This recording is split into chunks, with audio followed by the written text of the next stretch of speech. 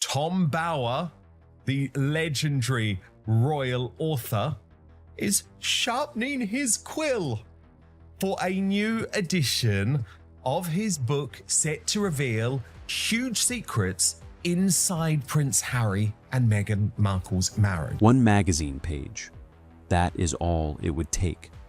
A single 1997 photograph, said to carry a name, a city, and an age that could end the biggest argument about Meghan Markle in one afternoon. Tom Bower has built a career prizing secrets out of people who guard them, and he has never produced it. But what they need to do is face up to the blackmail that's coming from California and in some way or other undermine Harry's and Meghan's credibility. Samantha Markle has spent 9 years insisting the world has her half-sister wrong, and she has never produced it either. Yet millions now argue about that page daily. And what the two of them have actually put on the record is far stranger than the page itself. The page nobody can find. The claim itself is simple enough to state in a sentence, which is part of why it travels. It holds that Meghan Markle is not the age she says she is, that she was born in the mid-1970s rather than in August 1981, that a gap of roughly 6 years has been quietly maintained across 3 decades. This is a copy of 17 magazine, and it was published in March of 1997. In it, it mentions our Megzy is from Los Angeles and that she was 21 years old at the time of publication. Through a Hollywood career, a divorce, a royal marriage, and every document those things generate.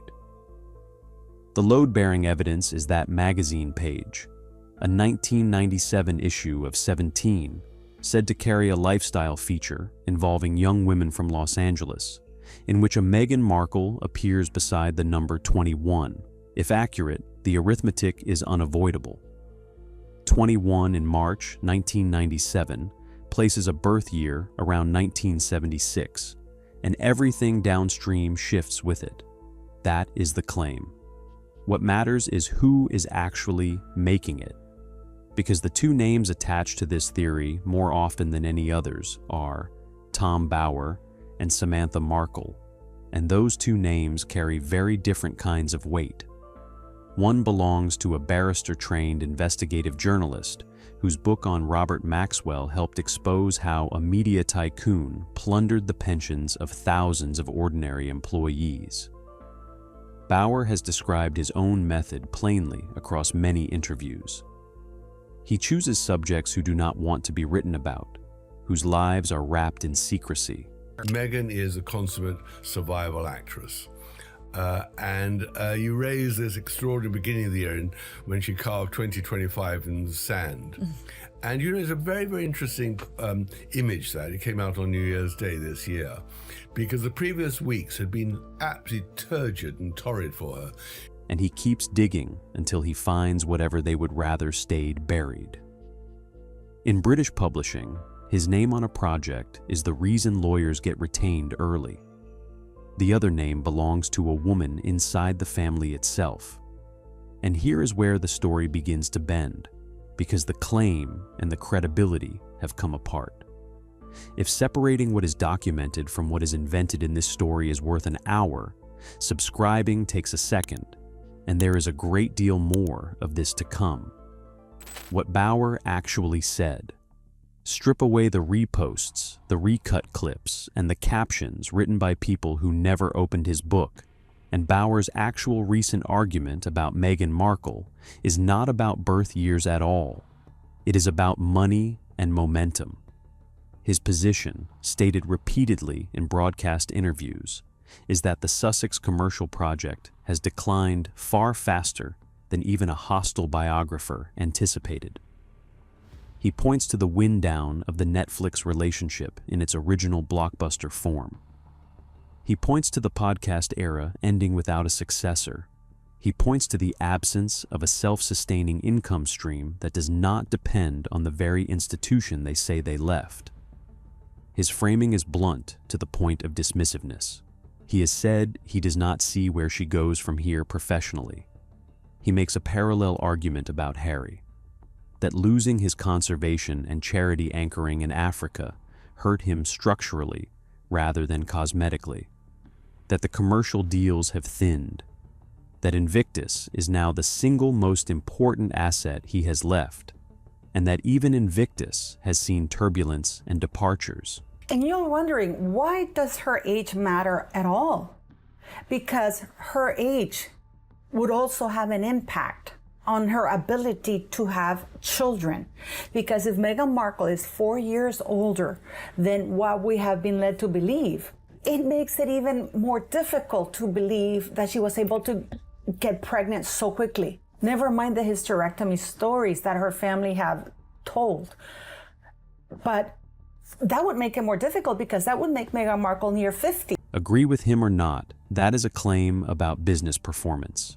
It can be argued, tested, and disputed against public numbers. People do argue it seriously and land in different places. He also reads a specific image closely. Meghan writing 2025 in the sand on New Year's Day. Bauer characterizes it as a deliberate reset staged after a punishing stretch of coverage, a stretch that had revived the old Duchess Difficult framing and the bullying allegations. He calls her a survivor and a strategist. That is interpretation, offered as interpretation, and it can be accepted or rejected on its merits. Now, for what Bauer has not done, he has not published a birth certificate. He has not produced the 17-page. He has not released dated screenshots of an altered professional profile. He has not named classmates who claim she is a decade older than she says. None of it appears in Revenge, his 2022 book on the couple. None of it appears in his broadcast, interviews. It has been welded to his name by other people because his name lends the material a weight it has not earned on its own. There is also a limitation Bauer himself has acknowledged, and it deserves to be stated plainly rather than buried. There are so many telltale signs that something is clearly wrong with Meghan. And I don't mean it in a bad way, but I mean, how can you get your age so wrong? When he approached Meghan's circle for that book, most of them simply did not answer. He sent out dozens of emails. Very few came back. He has characterized that silence as a wall deliberately built against him, which is a legitimate reporting frustration, and he is entitled to voice it. But it also means substantial portions of the reporting rest, either on sources hostile to her or on the absence of any response at all. That is the honest shape of Tom Bauer's involvement. Considerable authority, aimed almost entirely at a different target than the one the internet has him aiming at, which raises the obvious question. If the most credentialed name in this story never made the claim, where did the claim come from, and who has actually stood behind it in front of a judge? The sister who went to court, Samantha Markle, is Meghan's older half-sister, born in 1964 to Thomas Markle Sr. and his first wife. She has been publicly critical of Meghan since 2016, and she has never once softened the position. She is also, in this entire story, the only figure who took her claims somewhere they could be tested under oath rather than in a comment section. In 2021, she published a book, The Diary of Princess Pushy's Sister. The title tells anyone the register it operates in. It is not a neutral document, and it does not pretend to be. It is one sibling's account of a family, written against another sibling who was at that point one of the most photographed women alive. Then, in 2022, she went considerably further. She filed a defamation lawsuit in federal court in Florida. This is the part of the story that is genuinely documented, and it is almost the only part that receives no attention whatsoever. The suit centered on what Samantha argued were false statements about her and about the Markle family. It reached into the 2021 Oprah interview and into material associated with the book Finding Freedom. It was not a press release. It was a filing, with exhibits, with opposing counsel, with a docket number that has been publicly searchable from the day it was entered. The case ran for well over a year. Motions were argued. The record was built. Deadlines came and went. Filings accumulated in a way that no online argument ever does, because a docket is the one arena where a claim has to survive contact with an opposing lawyer whose entire job is to take it apart. That distinction is worth holding on to because it separates Samantha Markle from almost everyone else in this story. Whatever else can be said about her, she did not confine herself to interviews and posts. She put her account of her own family into a forum with rules of evidence, and she accepted in advance that it might not survive them. And in 2024, the district court dismissed it. Today felt like the perfect day to address a theory that many people out there have been speculating on, that Meghan Markle has lied about her age. Is she actually older? The reasoning is the genuinely interesting part, and it is the part that gets skipped entirely. The court's analysis leaned heavily on a distinction that sounds technical and is in fact fundamental. There is a difference between a false statement of fact, which a court can weigh and test, and a subjective description of a family relationship, which no court can adjudicate. How close two siblings were, whether one was effectively raised as an only child, whether a childhood was shared or merely overlapped. Those are characterizations, not facts, and they cannot be proven true or false by any evidence a courtroom is capable of examining. Samantha appealed. The appellate process did not rescue the claim. So when the argument circulates that Samantha proved it in court, that is not what happened. What happened is that a court examined her allegations at length and found they did not clear the bar. That is close to the opposite outcome. But there is a second thing here, and it cuts the other way, and any honest treatment has to say it. Samantha Markle's central complaint has never really been about ages, or magazine pages, or documents at all. It has been about being characterized in front of an audience of tens of millions as effectively a stranger to her own sister. A woman in her 50s watched a global broadcast describe a childhood she remembers living, and describe it in terms she did not recognize. There is no legal remedy for that particular injury, which is part of why the case went the way it did. She claims that when she started working at Humphrey Yogurt, she ran into Yasmin Bleeth, and that she congratulated Yasmin Bleeth for her deodorant commercial. Yasmin Bleeth didn't do that deodorant commercial until 1997. The law can test a false fact. It has never had a mechanism for testing a memory against the version of that memory the rest of the world has agreed to believe. Whatever anyone makes of her conduct in the years since, that is a human grievance rather than a strategic one. It is not unreasonable for a person to want to contest, publicly, how their own childhood was publicly described. Most people would want to. Most people would simply lack the platform to try. And this is exactly where Tom Bauer's most quoted remark about her needs to be read carefully. When he has said that people laughed at Samantha and should not have, he is speaking within that narrow frame. He is talking about her early predictions regarding how the Sussex Project would unfold and how the family relationships would fracture. He is not endorsing a concealed birth year. Those are two entirely separate claims, and they have been fused together by people who needed the second one to inherit the credibility of the first, which leaves the theory itself standing alone, without either name genuinely propping it up. So it deserves to be tested on its own terms. 4 pillars, tested. The age theory rests on 4 supports. Each is worth taking seriously enough to actually examine, because a claim that survives scrutiny earns respect, and a claim that collapses under it deserves to be named. The first pillar is the magazine.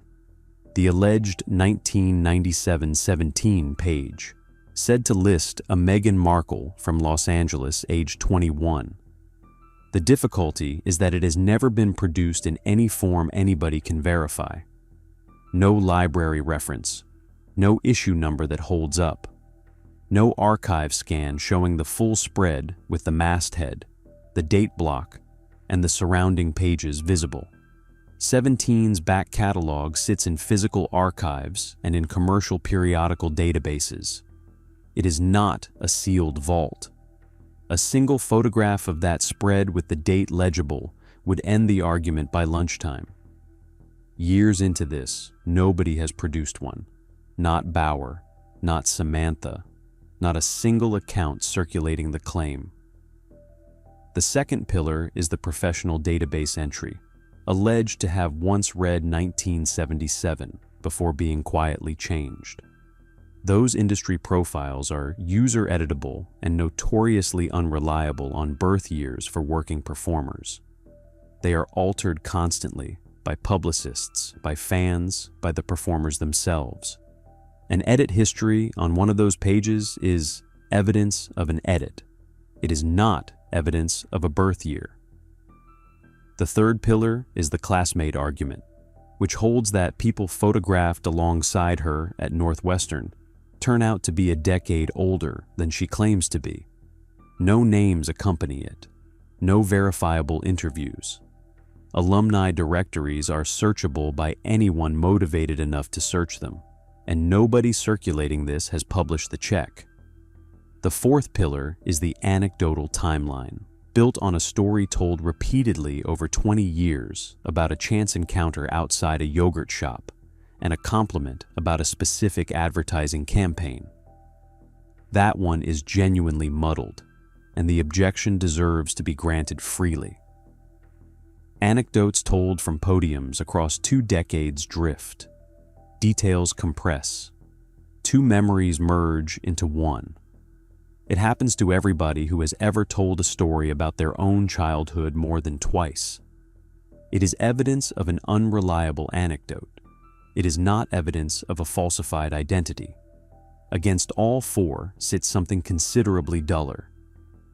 Meghan Markle's birth is recorded in California public birth records as the 4th of August, 1981, in Los Angeles County. An index anyone can search. Across 3 decades, through a divorce, a royal marriage, immigration processes in 2 countries, and multiple hostile investigative books, no primary document contradicting that year has ever surfaced. Which is the strange pressure at the center of all of this.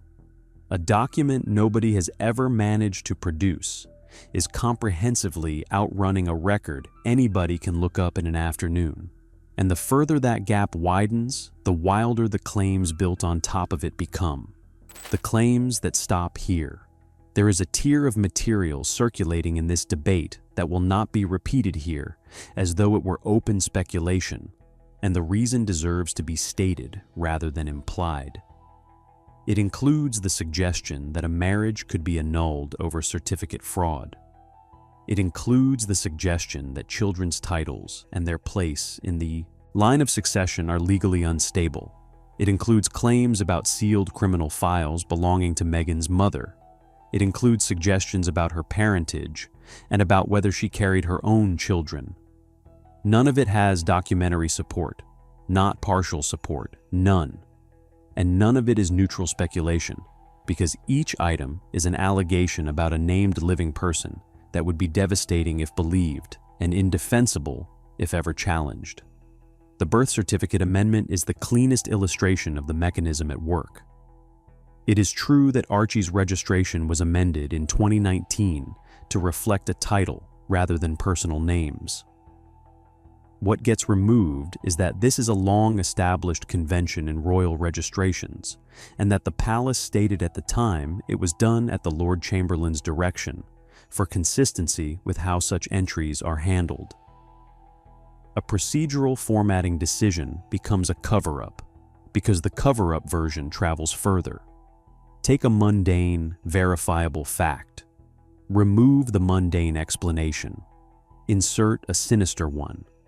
The fact stays true, so the story feels sourced. Understanding the mechanism, though, explains only how the theory is built. It does not explain why it is proven impossible to kill. Why it will not die, because it is beautifully engineered, whether by accident or by design. It is unfalsifiable by construction. The demand is always for one specific document she is under no obligation to publish. If she stays silent, silence is the proof. If she published it, it would be dismissed as fabricated. There is no outcome that closes the loop, so the loop runs forever. It borrows credibility rather than earning it. Attach a claim to Tom Bower's name, and it inherits decades of Robert Maxwell and everything after, even where Bower never said it.